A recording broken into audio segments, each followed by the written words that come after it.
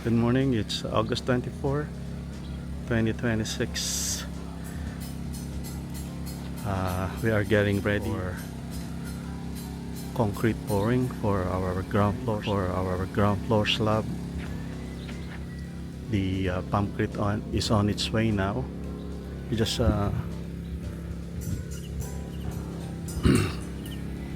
getting the gate pass so that they can get in. So far, we're still waiting for our other engineers to come over, but they're coming from Bulacan, so they may be here by 10 a.m.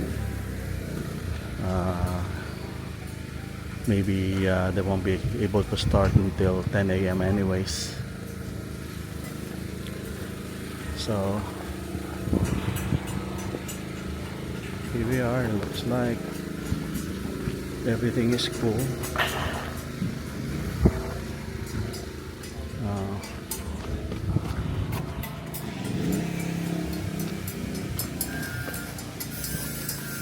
We'll probably position the concrete over here because it's much closer. It'll be much easier for them to maneuver the boom. And hopefully the pressure is not that much. I don't know if our plywood is gonna hold because it's been soaked for a couple of weeks due to a lot of rain. It's kind of worrying, but it looks like it's strong enough to hold. You just have to be careful when they are spreading the upward, applying the concrete. I think everything looks good, so we're ready. Today the weather is a little humid, cloudy, it's a little windy. There's some dark spot in the sky, but on the forecast it was saying light rain today, and which is very ideal for concrete pouring. So keep our fingers crossed, hopefully everything goes well. Concrete is coming. They're probably gonna set it up, and then the ready mix will be here soon so they can start pouring.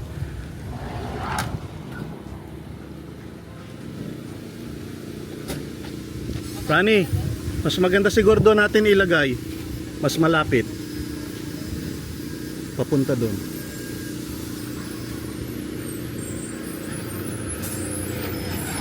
It's huge. Another $10,000 to the gate.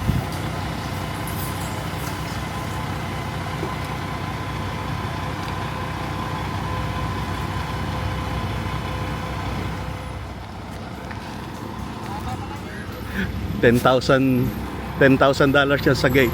Hindi ko alam na ganyan kalaki. Walang iya. Akala ka sabi niya sa akin yung hinihila lang ng ready mix concrete. Ha? Kaya nga eh. Sabi niya sa akin yung hila lang. Eh ano ba yung hila? Yung ano? Yung line?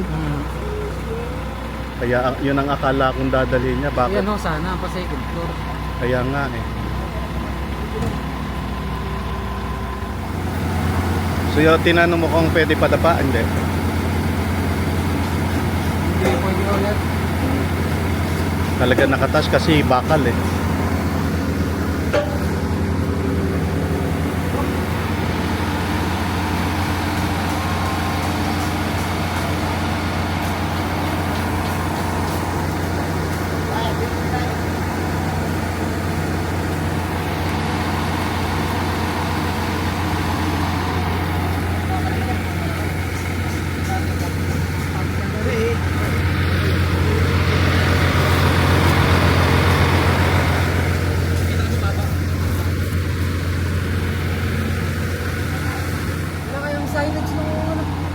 Dapat yung triangle.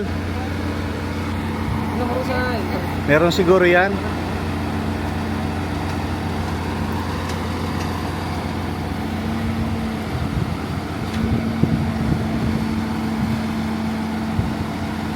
High-rise building to.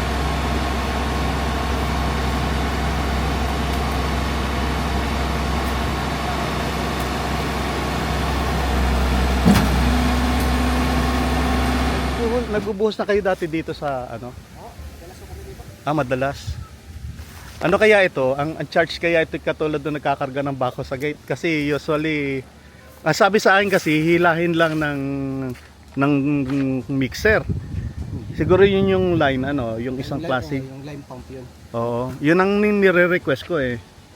Wala atang available. Wala nasa sukat. Wala. Nasa sukat. Nasa sukat. So isa lang ang line nyo. Oo, isa lang. Pero okay na rin to. Wag lang masyado malakas ang pressure. Nakokontrol nyo ba pressure niyan? Kasi yung amin nasok na ng tubig yan tagal nung nagbabagyo na nag-uulan. Medyo nagwo-worry kami. Pero okay, mukhang okay naman eh.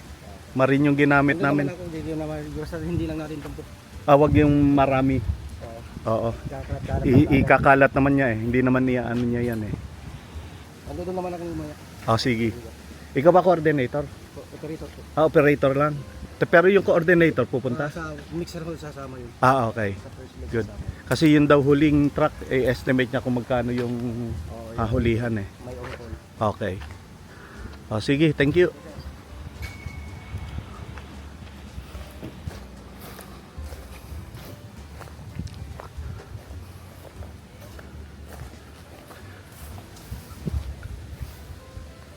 Rani, so wag mo lang daw ipapa-accumulate sa isang area, dapat spread para hindi maano yung weight, ha? Biga muna. Tapos unti-unti na lang, basta wag lang yung bubuk yung marami sa isang area.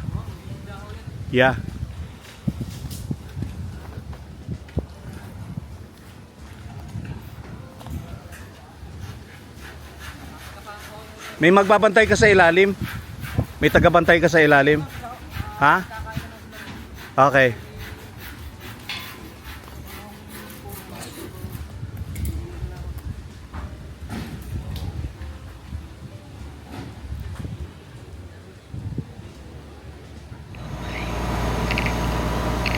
Ayan.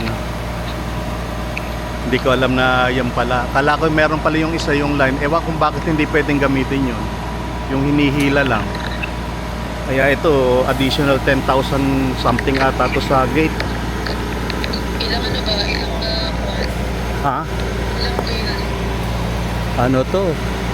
2, 4, 10. 10 wheeler. Ewan ko kung hopefully. Pero kasi yung isa nagke-carry ng bako eh. Hopefully ito eh, parang truck lang na yung 2,000. Yung parang ano lang ng mixer. Kasi yung mixer 2,000 yun eh. Yung mixer 2,000 lang? 2,000 plus ata yung 2,000 yung 10 wheeler. 10 wheeler yun eh. Ayan. Ito 10 wheeler din. Pati 2,000 din siguro. Pero kasi yung sabagay kasi yung ano may nakakarga yung backhoe kaya siguro mas mahal yung dati. Kaya ayan.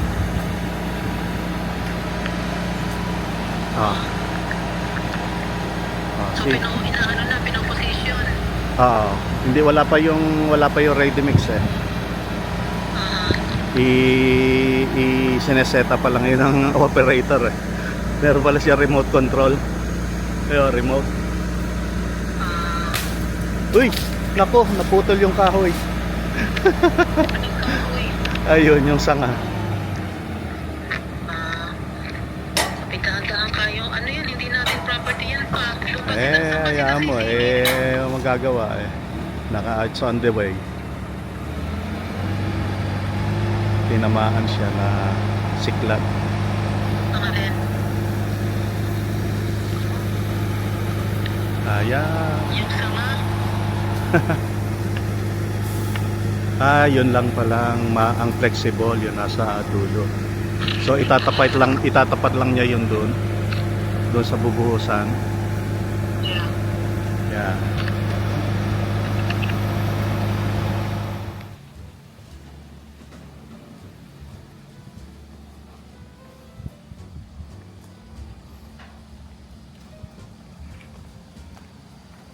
requested another leak test just to make sure everything is okay before we pour concrete. Because the last time we did it, it was raining, so it's hard to see if the joints are getting wet. But and then there was a leak on their tubings down there. That's why the pressure gauge went down. Okay.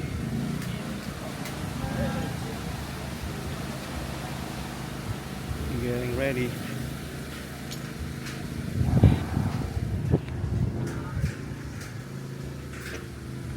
Leak test. Over there. What's up here?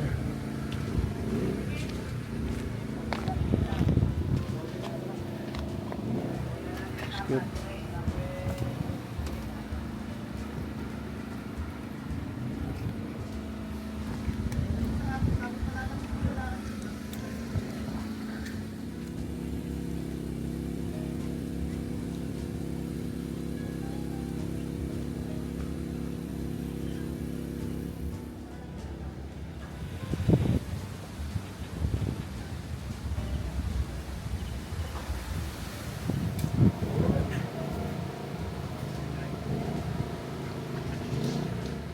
Double checking all the lines.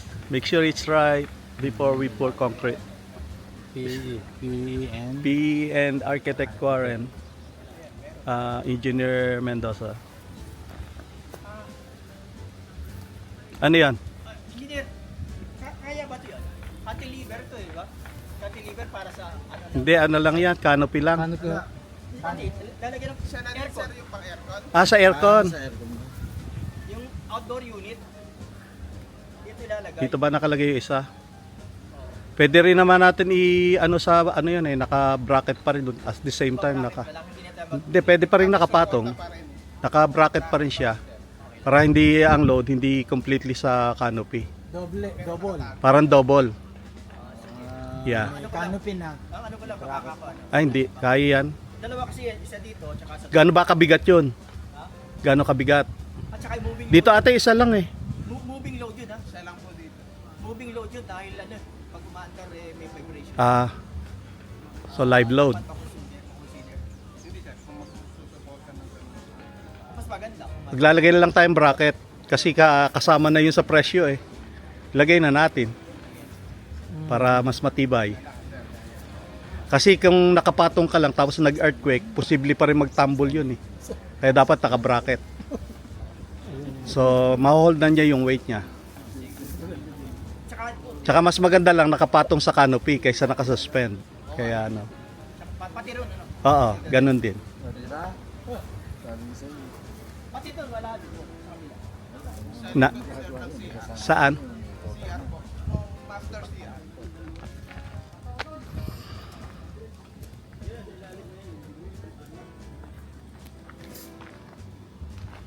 From the garage.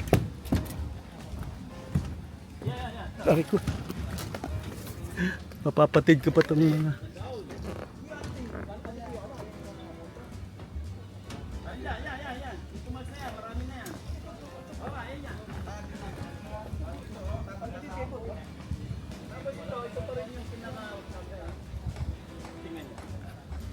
We have some delay with pouring. Finally, the first truck is in the gate. So, guys, now getting ready for the first truck.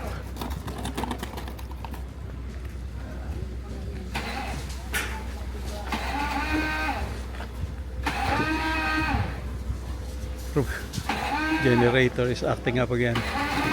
There you go.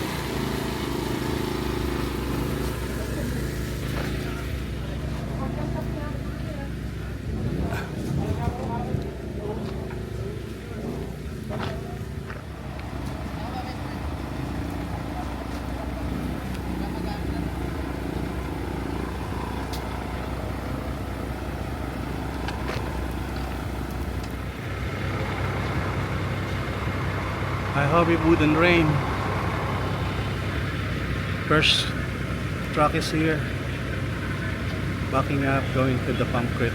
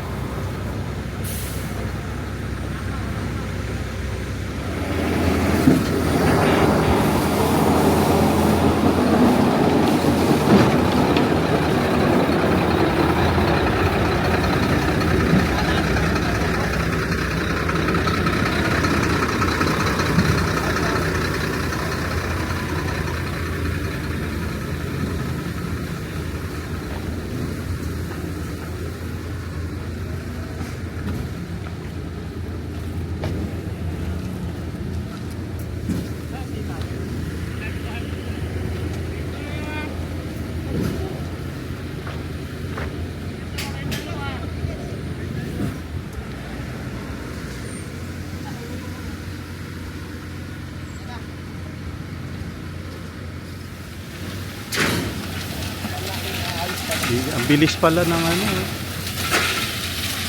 Hindi ko na pinatest eh. Hindi ko na pinatest. Last time, hindi ko pinatest eh.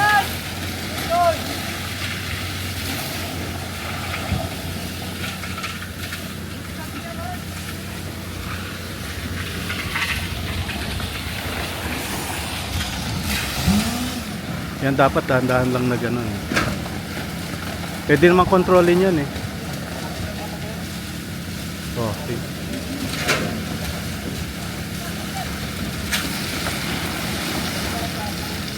Kahit nga yung ano lang eh, yung water hose. Di ba pagka sobrang lakas eh nadadala ka? Eh di lalo na yan, laki-laki niyan. Fire hose eh, bilat-bilat dun eh. Nakakala ka.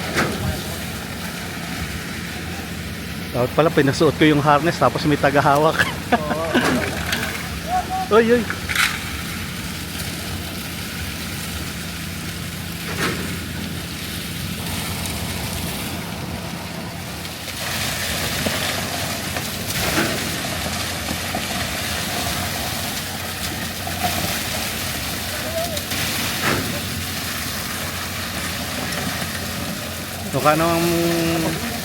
Mukha namang maano yung pan eh. Aray ko. Mukha naman kaya ng plywood eh. Nako-control mo rin dyan ng flow o just movement lang? Ah, nako-control mo?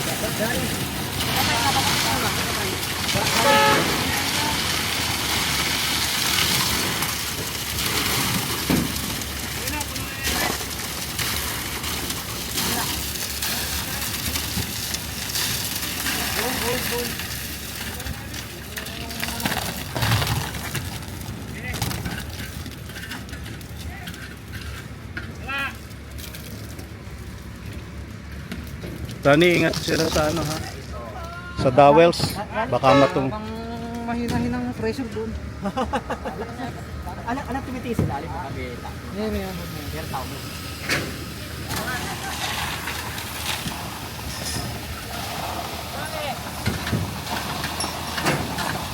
Tapos sinibla pa galingan. Inaano nga nasa may yung dump ng kaunti medyo naka ano para hindi masyadong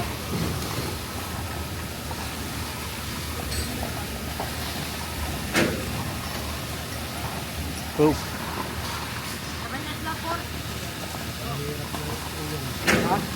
Ay, sobrang baba naman, hirap ka naghahangap yan. Oo. Ayan. Hindi ko ano. Hindi ko flexible na yan.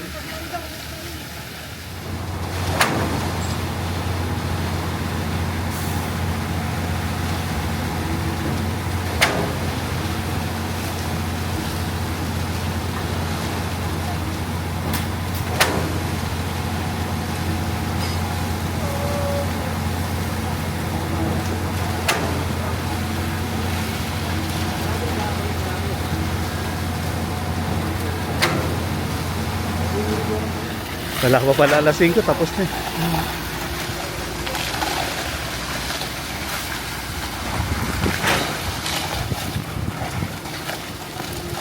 na fixed by sa ilalim.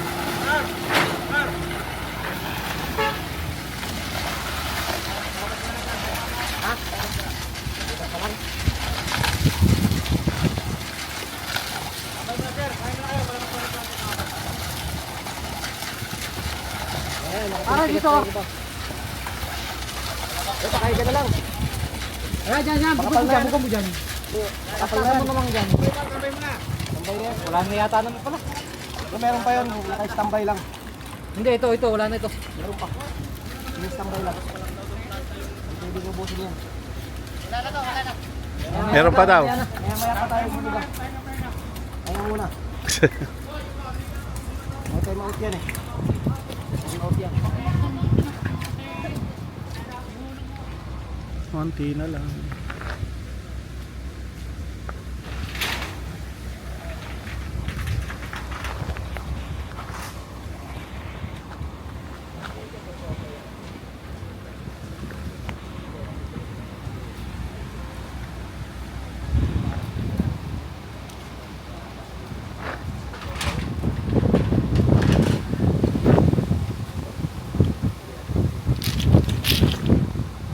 Para lumaban kayo sa gera.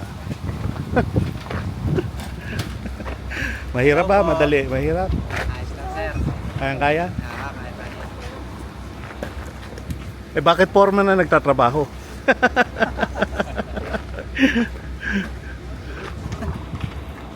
Buntis daw, sabi ni Coleman. Ha? Buntis daw, sabi ni Ah, Coleman. buntis ba? Parang kamatak pa higit na.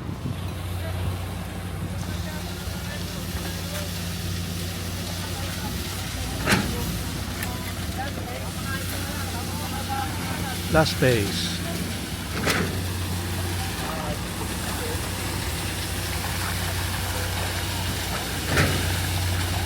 Nakakatakot dyan pag gani baka biglang mag-iba yung ano yun. Kaya nga sabi ko ang dami nga eh. Kasi nakita ko doon nag-cave talaga. Saka ano, ang flooring mo ba ito na? Oo. Matakot ka kung hindi pa sementado. Yeah. Patay ka doon. Kaya dapat lalagyan mo ng mga tabla sa ilalim ano. Pero kahit na may sapatos, Ha? takot ako doon. Basta lupa. Pero sa'yo, safe. Kasi sementado. Yeah. Kaya hindi ka dapat matakot sementado.